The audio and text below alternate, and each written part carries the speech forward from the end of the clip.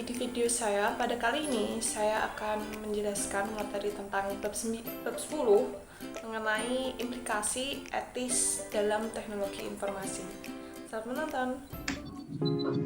Nah, yang pertama ada moral, etika, dan hukum. Apa sih itu moral? Moral adalah tradisi kepercayaan mengenai perilaku yang benar dan yang salah. Selain itu, moral juga berpengertian sebagai institusi sosial dengan sejarah dan seperangkat aturan. Sedangkan etika, dia merupakan sekumpulan kepercayaan standar atau teladan yang mengarahkan ke seseorang atau masyarakat. Sedangkan hukum, dia merupakan peraturan perilaku formal yang ditetapkan oleh otoritas yang berwenang, seperti pemerintah. Nah, contoh dari hukum ini, misalnya ada undang-undang komputer di Amerika Serikat, lalu ada paten peranti lunak, lalu ada undang-undang paten peranti lunak di Uni Eropa, lalu ada undang-undang privasi pribadi di China. Lalu selanjutnya kebutuhan akan budaya etika. Jika di dalam sebuah perusahaan dituntut untuk berlaku etis, maka manajemen tingkat tinggi harus bersikap etis dalam segala sesuatu yang dilakukan dan dikatakannya. Nah, perilaku ini dinamakan dengan budaya etika atau ethics culture. Nah, bagaimana etika diterapkan? Di dalam sebuah etika, tugas dari sebuah manajemen tingkat atas adalah untuk meyakinkan bahwa konsep etikanya merasuk ke dalam seluruh organisasi di dalamnya, lalu turun ke jajaran bawahnya sampai menyentuh di setiap karyawan yang ada. Nah, para eksekutif dapat mencapai implementasi ini dengan 3 tingkatan. Yang pertama ada credo perusahaan, pernyataan singkat mengenai nilai-nilai yang ingin dijunjung perusahaan. Tujuan dari credo perusahaan adalah memberitahu individu dan organisasi akan nilai-nilai etis yang dianut oleh perusahaan tersebut. Lalu selanjutnya tingkatan yang kedua ada program etika. Dia merupakan upaya yang terdiri atas berbagai aktivitas yang didesain untuk memberi petunjuk ke karyawan untuk menjalankan credo perusahaan. Lalu tingkatan yang ketiga ada kode perusahaan yang disesuaikan. Nah, kode perusahaan yang disesuaikan ini disesuaikan oleh perusahaan masing-masing itu sendiri. Jadinya perusahaan merancang sendiri kode etik dari setiap perusahaan mereka. Nah, alasan dibalik adanya etika komputer. Kita perlu tahu apa sih itu etika komputer. Dia merupakan analisis sifat dan dampak sosial teknologi komputer serta perumusan dan justifikasi dari kebijakan-kebijakan yang terkait untuk penggunaan teknologi secara etis. Nah, etika komputer sendiri terdiri dari 2 aktivitas utama, di mana aktivitas utama itu diterapkan oleh CIO. Nah, kenapa sih CIO harus menerapkan etika komputer ini? Yang pertama, CIO harus menyadari bagaimana dampak penggunaan komputer terhadap masyarakat. Lalu yang kedua, CIO harus merumuskan kebijakan yang menjaga agar teknologi digunakan secara etis di seluruh perusahaan. Nah, alasan pentingnya dari etika komputer. Yang pertama, kelenturan secara logis. Dia merupakan kemampuan memprogram komputer untuk melakukan apa saja yang ingin kita lakukan. Lalu alasan yang kedua adalah faktor transformasi. Komputer dapat mengubah cara kita mengerjakan sesuatu dengan cara drastis. Drastis di sini maksudnya dengan cara yang sangat instan. Lalu yang ketiga ada faktor ketidaktampakan. Seluruh operasi internal komputer tersembunyi dari penglihatan. Nah, dalam memberikan kesempatan terjadinya nilai-nilai pemrograman yang tidak tampak, lalu perhitungan rumit yang tidak tampak, dan penyalahgunaan yang tidak tampak. Lalu selanjutnya ada hak sosial dan komputer. Maaf, ini typo. Yang pertama ada hak privasi. Nah, hak privasi sendiri itu digunakan untuk diri kita sendiri tanpa ada campur tangan dari orang lain. Nah, hak privasi ini terancam oleh 2 hal. Yang pertama, meningkatnya kemampuan komputer untuk digunakan dalam kegiatan mata-mata. Lalu yang kedua, meningkatkan nilai informasi dalam proses pengambilan keputusan. Lalu hak yang kedua ada hak akurasi. Di sini, komputer memungkinkan tingkat keakuratan yang tidak dapat dicapai oleh sistem non-komputer. Lalu yang ketiga ada hak kepemilikan. Dalam hal ini merupakan hak kepemilikan intelektual, biasanya dalam bentuk program komputer.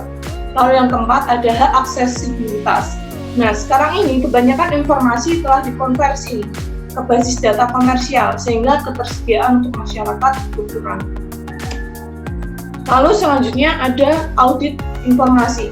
Audit sendiri dibedakan menjadi dua, yaitu audit eksternal dan audit internal. Audit eksternal biasanya dari luar organisasi untuk memverifikasi keakuratan catatan akuntansi.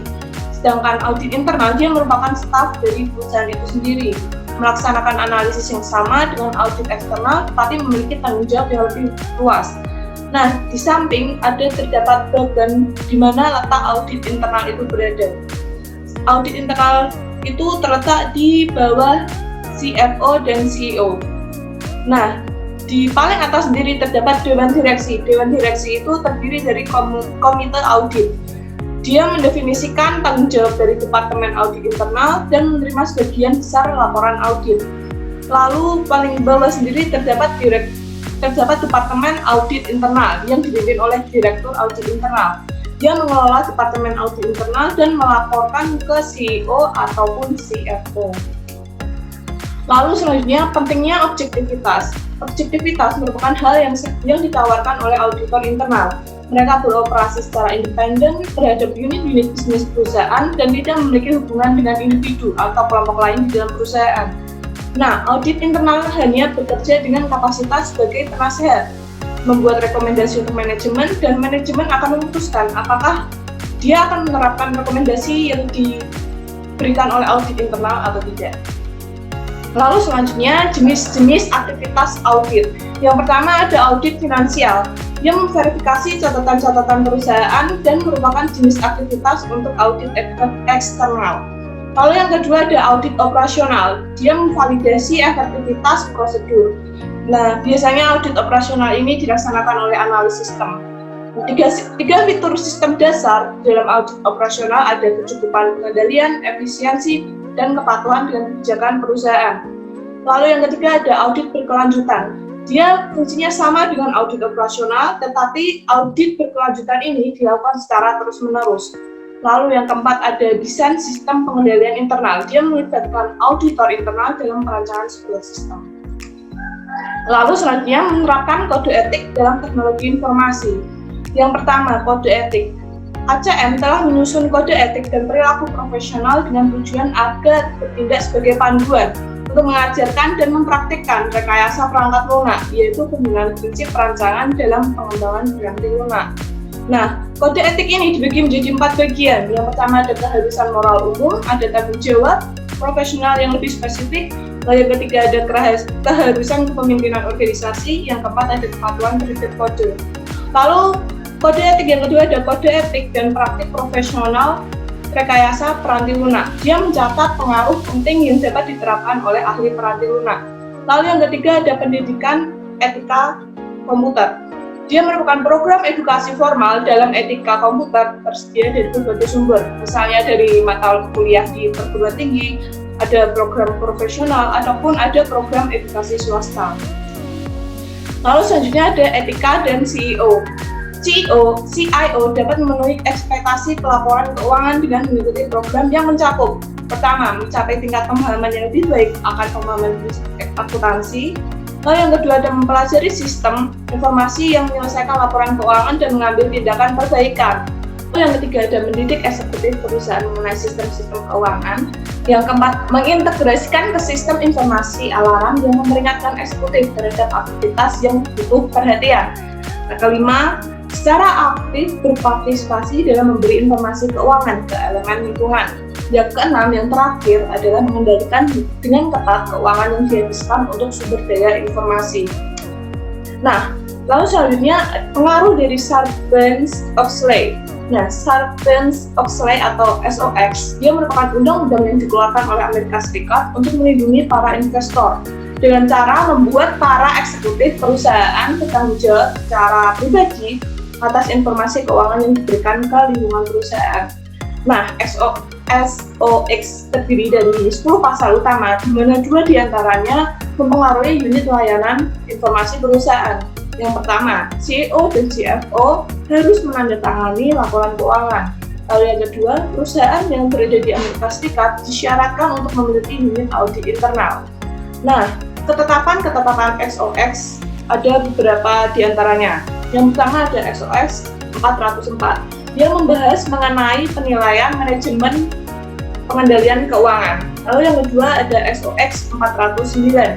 Dia membahas mengenai pengungkapan secara detail, secara real time. Lalu yang ketiga ada SOX dan COVID. Nah, kita tahu sendiri bahwa COVID merupakan organisasi industri yang dapat memberikan standar keamanan untuk sumber daya informasi perusahaan. Nah, organisasi yang sama dapat memberi bantuan ke perusahaan untuk menangani tanggung jawab dari SOX tersebut. Penjelasan dari saya, mohon maaf bila ada salah kata maupun terlalu cepat dalam menjelaskan.